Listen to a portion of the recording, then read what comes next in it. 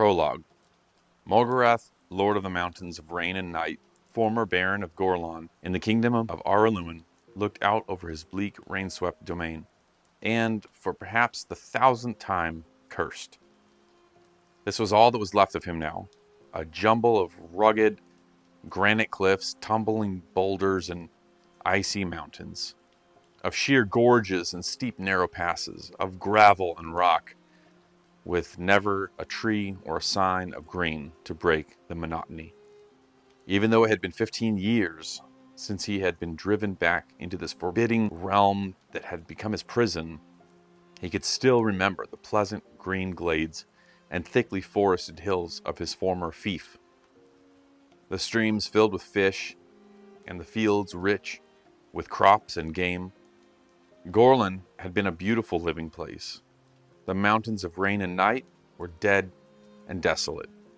A platoon of wargulls was drilling in the castle yard below him. Morgorath watched them for a few seconds, listening to the guttural, rhythmic chant that accompanied all of their movements.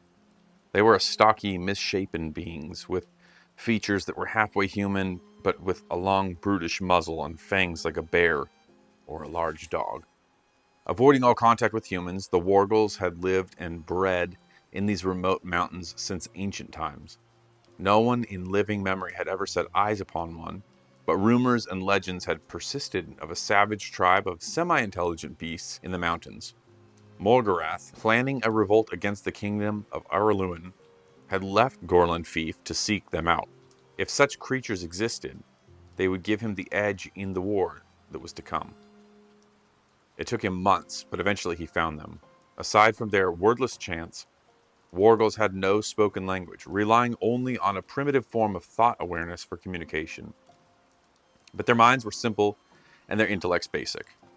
As a result, they had been totally susceptible to domination by a superior intelligence and willpower. Morgorath bent them to his will, and they became the perfect army for him. Ugly beyond nightmares, utterly pitiless, bound totally to his mental orders. Now looking at them, he remembered the brightly dressed knights in glittering armor who used to compete in tournaments at Castle Gorlan, their silk-gowned ladies cheering them on and applauding their skills. Mentally comparing them to these black-furred, misshapen creatures, he cursed again. The wargulls, attuned to his thoughts, sensed his disturbance and stirred uncomfortably, pausing in what they were doing. Angrily, he directed them back to the drill, and their chanting resumed. Morgorath moved away from the unglazed window, closer to the fire that seemed utterly incapable of dispelling the damp and chill from the gloomy castle. 15 years, he thought to himself again. 15 years since he had rebelled against the newly crowned King Duncan, a youth in his 20s. He had planned it all so carefully.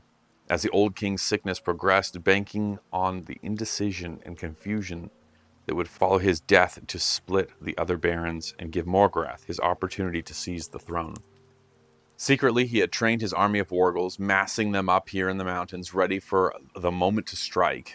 Then, in the days of confusion and grief following the king's death, when the barons traveled to Castle Araluin for the funeral rites, leaving their armies leaderless, he had attacked, overrunning the southeastern quarter of the kingdom in a matter of days, routing the confused, leaderless forces that tried to oppose him.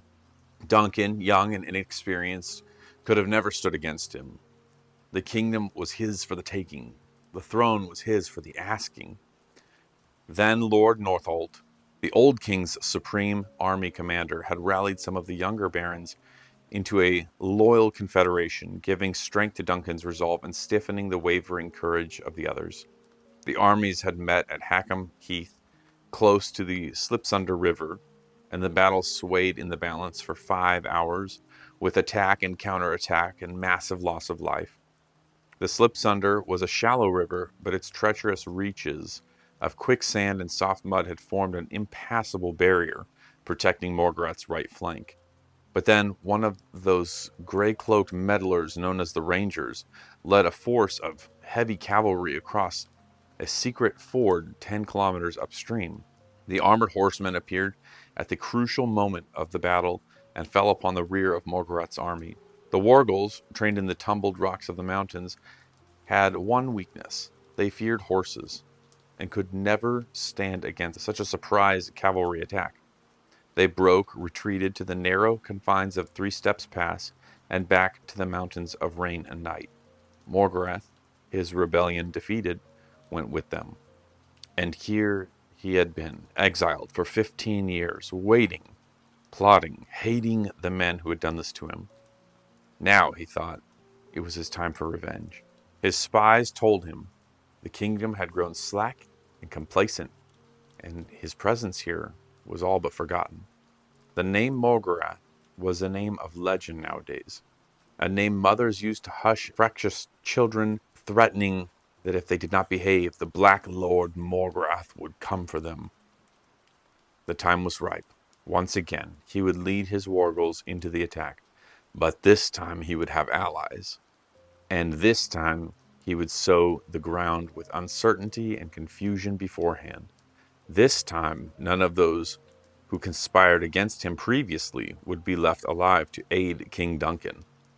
For the Wargals were not the only ancient terrifying creatures he had found in the somber mountains. He had two other allies, even more fearsome, the dreadful beasts known as the Kalkar. The time was ripe to unleash them.